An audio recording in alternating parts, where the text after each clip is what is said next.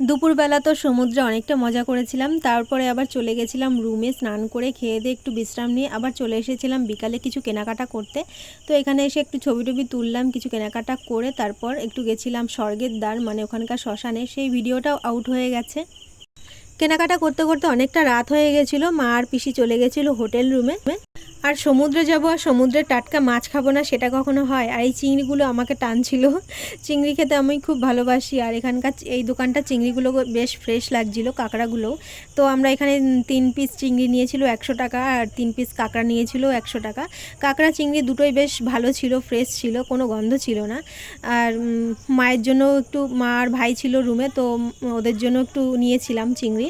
তারপর এই দোকানটা থেকে আবার একটু বড় সাইজের চিংড়ি দেখছিলাম, তো খেতে ইচ্ছে করছিল, নিয়েছিলাম, কিন্তু পচা ছিল, লাস্টে ফেলেই দিতে হয়েছে। আর ভিডিওটি ভালো লাগলে অবশ্যই সাবস্ক্রাইব, লাইক, শেয়ার, কমেন্ট করে পাশে থেকো। টাটা।